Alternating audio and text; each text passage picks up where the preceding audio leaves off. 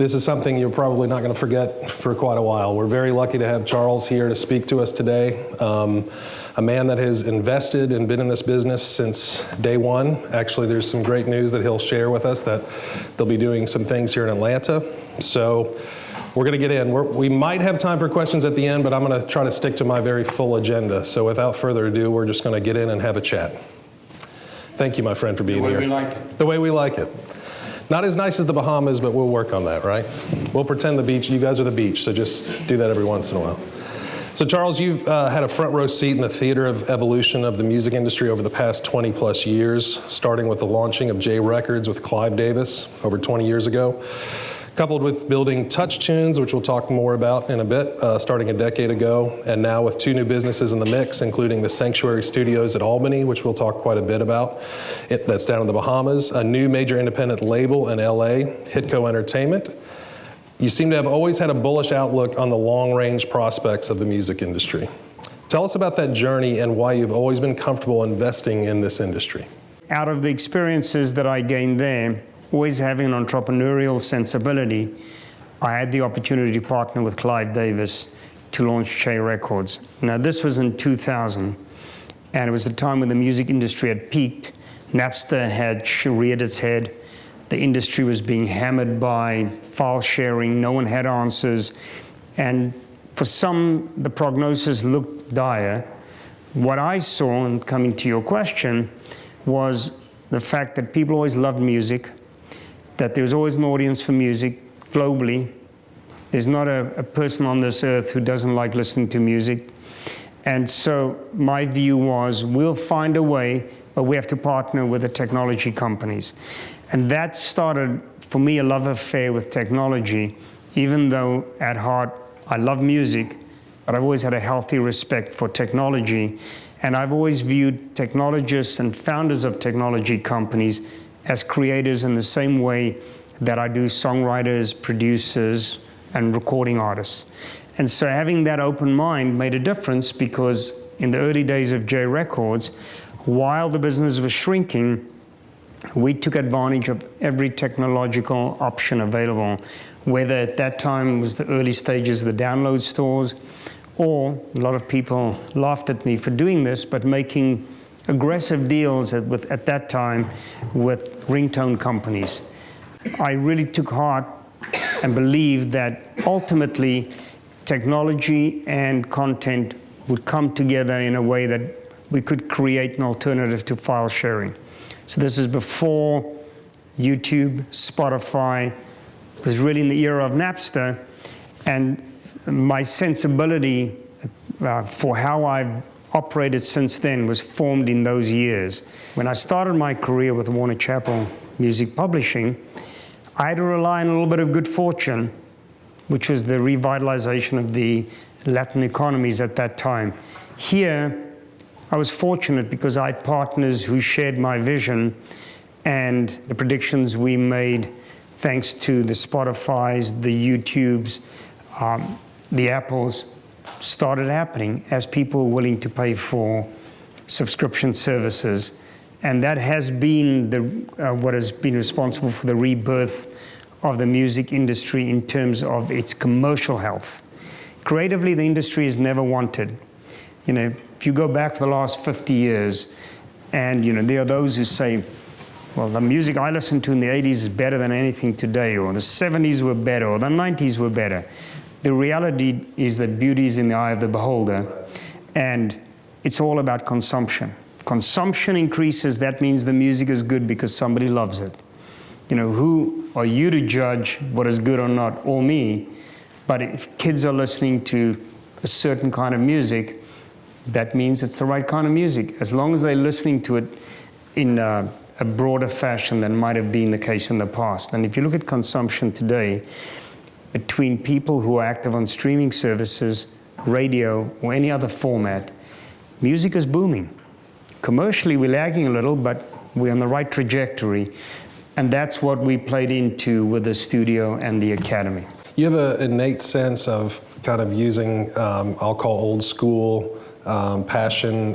You always, I always call it with you kind of the experience business. You have an innate way of figuring that out and taking something old, again, like the studio and the jukebox, and people saying, oh, that's old, that's that. But you take the experience part of it and bringing it into today, and I got to tell you, I'm amazed by it. Also, you haven't lived until you've had a walking Bahamas beach meeting with Charles, because he has all of his meetings walking on the beach, and it was very Steve Jobs, right? If you can, why not? That's right. No cars to run you over. That's right. Joel always tells me that Charles lives like he's on vacation, which is the way to be. On that, I've got another question about, you touched upon this a little bit, with streaming now dominating as far as being the main revenue engine in our students. That's mainly how you consume.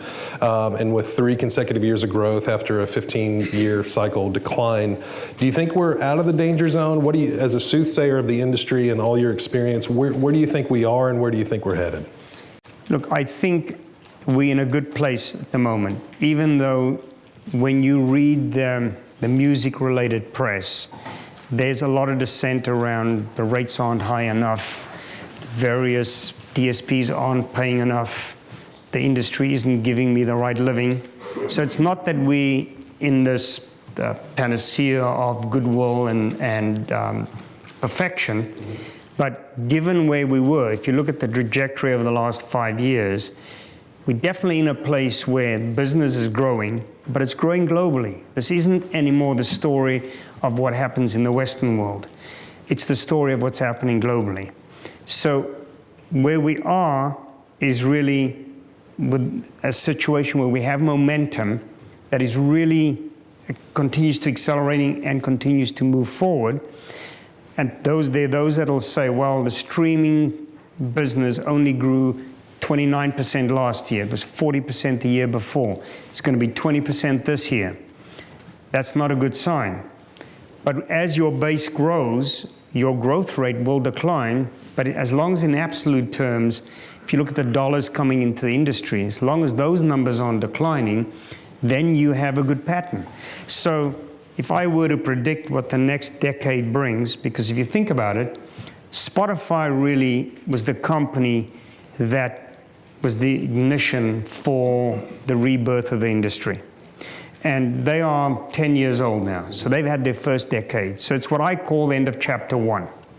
We're now going to chapter 2, but you have very strong competitors. So why do I think this growth curve will continue? I think we have a good, probably decade of growth ahead. The growth will continue to slow down, but in absolute terms, the business will become healthier and healthier because you have Spotify continue to invest globally. You have Apple in a very competitive head-to-head battle with Spotify. You have Amazon not wanting to be left behind. And they quietly have built quite a powerful DSP in their own right. It's hard to tell what their subscriber numbers are, but I think based on the indications they give, they're over 20 million subscribers between ad-supported and their premium service. You have YouTube, which again, maybe we'll talk more about if we have time, which are, in the eyes of some, the pariah of the industry because their rates are so low. But YouTube has 2 billion users globally. And in many parts of the world, like Latin America, YouTube is the engine that is expanding the business because that's where most of the consumption is taking place. I mean, in Latin America alone, YouTube have over 500 million users. And why do you think that is over the past years? Why do you think YouTube has jumped that far ahead? Principally because in many parts of the world, it was the only way that people could get music for free other than the radio. So from an on-demand standpoint, people think of YouTube as a video service, but in many parts of the world, it was really used as a music service because music consumption on YouTube by far dominates any of their content. So when you take Latin America, low disposable income throughout the region. I think there's 600 million people living in Latin America, and very few of them can afford premium services. So even though Spotify have done a very good job, and companies like Deezer have done well in markets like Brazil, where the average ARPU is around $4 a month, most people can't afford that. YouTube is free. It's ad-supported. As long as you're willing to watch the ads, people use that as their service. So with mobile proliferating and with mobile plans becoming cheaper, especially over the last 5 years, it's now virtually costless for the average consumer in Latin America, as an example. Same thing, by the way, is happening in Asia. To listen to music, but they're not using Spotify per se or Apple or Amazon. YouTube is their engine, and it's on their phone.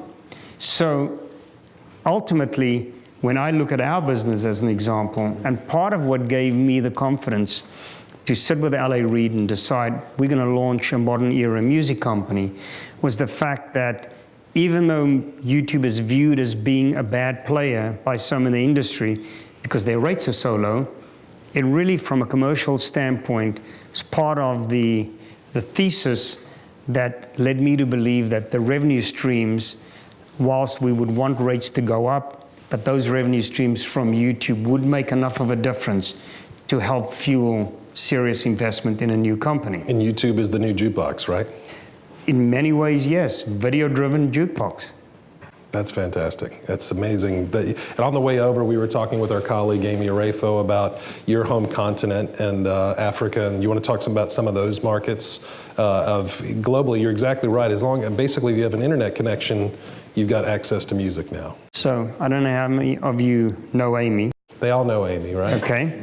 As a lawyer of note in town, but a little bit of a rivalry because I'm South African, she's Nigerian. So in the world of soccer, which is my sport, the Nigerians, they call the Flying Eagles, and they're always beating the South Africans, so we don't like that. Nigeria is about to become the largest economy in Africa, given their trajectory, because we South Africans are botching it, so we're letting you get away with that. But when it comes to music and the consumption of music, the Nigerians are actually leading the way because the cellular providers have partnered with locally oriented DSPs. So it's not Spotify or Amazon or Pandora or Apple leading the way. It is the foreign DSPs that have gone into the African market. But when I look at the non-Western world from a North American and European standpoint, the three regions that we look at are Latin America, Asia, of course, being the most populous region, and Africa. And I think when I look at the trajectory of those three regions, there's so much growth coming from Asia, especially because of China, because you have apps like Tencent that run 4 or 5 different music services like QQ Music. Tencent and Alibaba together have 600 million subscribers. Now, most of those are ad-supported, so the revenue generation is still in its infancy, but they are supporting 600 million consumers who are listening to music on their phones just about every day. So that's the market that's the closest to developing into a powerhouse. You also have India, which we shouldn't forget about, because India on its own probably has 300 or 400 million YouTube users that are streaming music, but some very powerful DSPs like Ghana who are in the market, focusing on local repertoire, developing local markets, but with a global view. And then you have Africa, where very little investment has really gone into communications networks, predominantly cellular, and you walk in the streets of Lagos, everybody has a cellular phone. They might not all be smartphones yet, but they will be. And so there's this massive leap. So if you look at Africa as a continent, take mobile payments.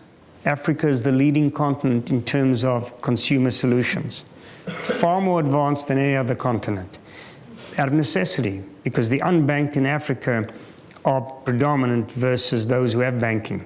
If we think about the US, everybody has some banking or credit card privileges. You don't have that in Africa. So the cellular companies have found a way to become really a utility in many different ways for the populace. And music has been one of the beneficiaries. So If you think of the influences in R&B is at the root of everything you listen to today. Where did those original influences come from? Africa. If you go to Brazil, which probably rivals the Bahamas in terms of musicality, in terms of the populace and the musicality they have, it's the African rhythms that have influenced Brazilian music and influenced Latin music. So you might argue that Africa was the birthplace of the modern music industry in terms of creativity, but because of the economic circumstances, as music markets have lagged.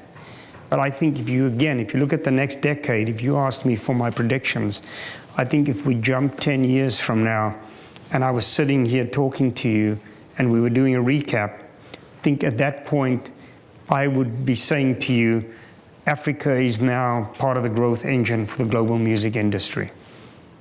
Wow, that is amazing. All coming full circle, just absolutely amazing. You know, just one reference point. 15 years ago, China was out of the top 25 in terms of global markets. It's probably number 40. Last year, China was the 8th largest market by revenue. And again, 5 years from now, we'll probably be a top 2 or 3 market. So the old rules don't apply anymore. It's now a global marketplace, but everything takes time. That's fantastic. And to kind of come back to the old school and the jukebox and your childhood days of loving music. And I do want to introduce the James Brown family is here with us, sitting right up front. Thank you very much for being here, Yama and Deanna. We're going to talk about hip hop music, and we've talked a lot. Elijah Kent is one of our hip hop artists that performed at a showcase last night. They did it very well. And I've seen hip hop take over, which has been a fascinating thing. And my colleague Brad Todd that has come up through that industry. You and I were talking, but all of us were talking about your dad's drum beats that you can hear in every bit of hip hop music. Probably the most sampled music that we're all listening. Funky Drummer is in everything. You just hear it everywhere. Your dad's music, and thank you for your dad's music. And if you don't know, all of our students probably know, who is Joel Katz's first client? Thank you. It's always a test question. Was it? It was on every test we ever do. Your dad's name and Joel's name are always on. So I just want you to understand what you're saying is exactly right. And your dad felt that African rhythm and brought it into our country, and it just, in the South, it just really exploded. And so, Charles, in your opinion, going back to your early days, and the jukebox feeling and all of the things that you listen to, like every genre, the original iPod person you were, why do you think hip hop has become so big and taken over rock, and and we'll talk about pop and country, but in your opinion, why do you think that's become such a big genre? Well, you know, if you think about the origins of hip hop, I think arguably Gil Scott-Heron 25 years ago had what you would call the first rap or hip hop album. So you're looking at a 25-year history, and people have the view that hip-hop is only now emerging. But the fact is that it's been making its move as a genre for a long time, and it has had a very powerful place in the musical world for a lot longer than people think. But I think what has changed is music has always been driven by youth culture. And it's always been that 12 to 25 demo that have driven consumption and tastes around consumption. It used to be different when people had to go and either listen to radio or buy CDs or buy LPs, because there was an overt act that required money if you wanted to make the direct decision. I'm buying this album, and so I'm voting with my money, and I'm making a clear statement that I want to own this artist's work.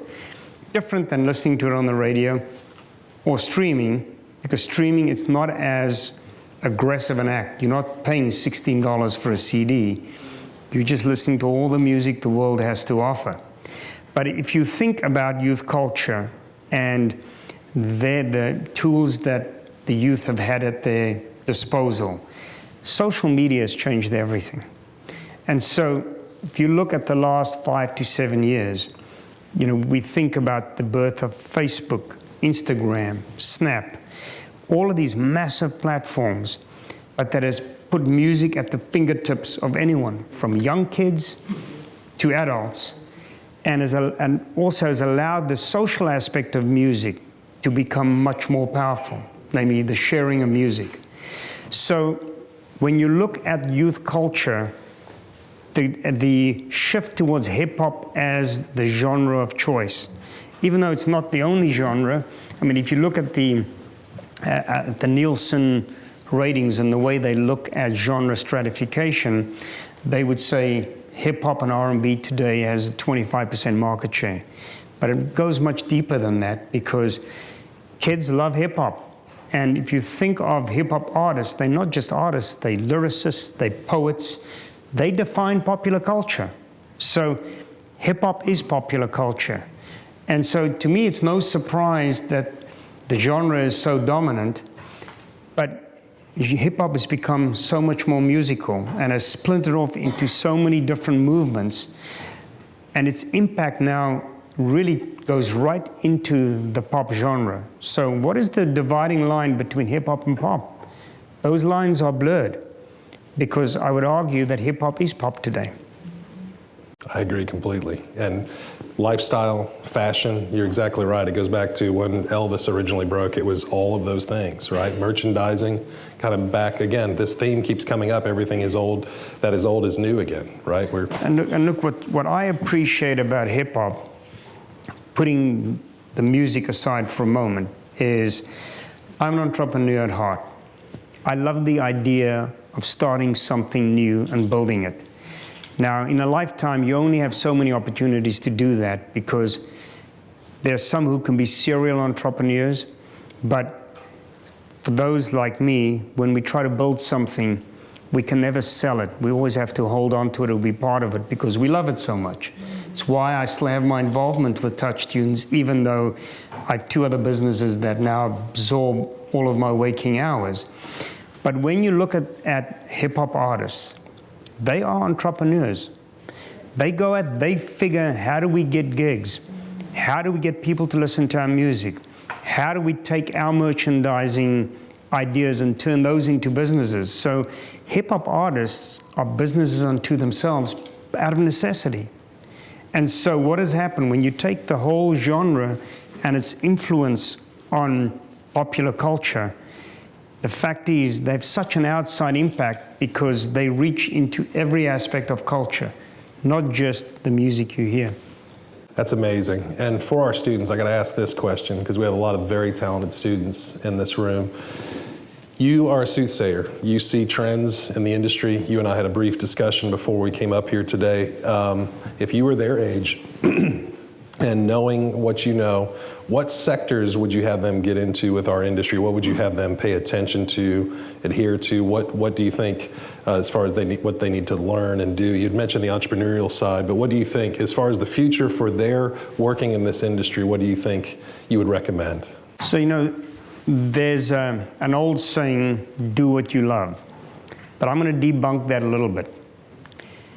Do some of what you love, but add to that what practically can help you move a career forward.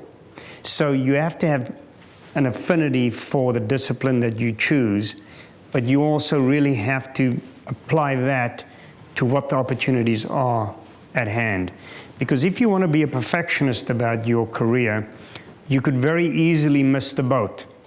The most important thing is to get experience around what moves you and what you think your true capability is. So I would have loved to have been creative and musical, but I didn't have those genes. So I loved listening to music. So how could I be in that industry? Be around the business of music. So I never had any thoughts or ideas. I played the trumpet when I was in high school, but it never occurred to me that I wanted to be a creative, because I knew I didn't have the talent. So what was next best? Figure out how to be in and around talent so that you can participate in what you love. So there was a little bit of an adjustment that I had to make, but it was natural because I knew what I could potentially succeed in, although the truth is at that time, I bumbled my way into the business knowing I wanted to be in it. But I had the sense to know that if I really wanted to succeed in this business, I had to come to America. that time I could have just as easily gone to England, but those are the markets where it was happening. Translating that into where you sit, this industry is thriving, and there's certain elements of it that are what I call the new frontier. So when you look at social media, the area that we hire now the most aggressively, and the talent doesn't come from experience, the talent comes from people who have an affinity. It's that of digital marketing. So you all live on your phones. You all live on screens, and you have talent around manipulating those screens that people with experience don't have and won't have. So if I take out my phone and I try and use Instagram, I probably know 5% of what the average person in this room knows, other than you, Keith, because you're probably with me. So if I have a problem, I can go to any one of you, and I know you'll be able to help me because you are so tuned into these tools because they're part of your daily life. So when I look at the industry today, this whole digital media environment and digital marketing is so in need of talent, and experience isn't what's required. It's just a sense of it and a creative sense around digital media. So to me, that's one of the biggest growth areas ahead, not just for music, but for all content-driven businesses. So if you have any design or any data sensibility, you don't necessarily just have to be creative, but the area of data science and data research, you hear people talk about data in the content businesses, but yet everybody's figuring it out, even a company like ours, and I'm very tuned into analysis, data. I live with it because I'm looking for trends. But even so, I find I go to my assistant. He graduated from George Washington a year ago. I brought him in as my assistant, not that he had administrative skills, but had a very sharp mind, and I figured the administration he can learn, that's easy. But I need somebody who, if I don't understand something to do with social media or youth culture, I can go to him and he can give me answers, and that's exactly how it's worked out. He's learned those basic things that anybody can learn, but he's brought a discipline to the way I look at the world and given me a lens into the world that I don't have. So I use that as a small example. Does he want to be my assistant for life? No. He wants to be an A&R. But we opportunistically saw that he could learn the business being next to me, and I could have somebody that could give me a much better window into the world without feeling, a little bit inadequate because I didn't understand certain things. So when it comes to youth culture and digital media, he's one of the 5 people that I ask. And I'm not embarrassed when I ask it, because I know he's going to educate me in a way that if I had to try and do that myself, it would take me a long time to figure it out. I give you that as an example because sometimes it's being in the right place. You can go work for Spotify. You can find a way into curation, into editorial, into their technology group, into their product group. So irrespective of what the discipline is that attracts you the most, today there are such opportunities where it used to be if you wanted to be in music, you either had to go and work with an artist and go on the road, or go to a label, or go to a music publisher. Today, when you look at hiring practices between Google, Facebook, Instagram, because they're owned by the same company, Spotify, Apple, Amazon, let's just take New York City. Those companies will probably hire 1,000 people in the next year in New York City alone. Probably a couple of thousand people in and around content in Los Angeles, probably more than that in Seattle or San Francisco. The point being, the intake of entry-level players into the music industry or the affiliated companies around music is at an all-time high. So there are thousands of jobs being created each year, not necessarily in the heart of the music industry, but in the ecosystem. And what am I thinking when I was driving in the car here and Richard wasn't trying to distract me with questions that he had? What was I thinking about? How in our commercial group, the group that deals with the DSPs and with YouTube and with Sirius and with Pandora, how can I find young people that are in those companies that have a few years of experience that can come into my business and help us figure out how we can crack the code of being more effective in how we market new artists? That's what I was thinking about. So if somebody could say, here are 5 people, I'd probably hire them all. Meaning, I know what our business needs, but the music industry and the affiliated industries around it could probably all fit into the Boeing Corporation or Pfizer. Meaning the music industry is actually very small, but it is now growing, and for the first time, I think has the potential to become an employment option for more people than at any other time in the history of this industry of the last 100 years. But it's really about finding a credible platform that allows you to come to grips with what the opportunities might be and to develop experience.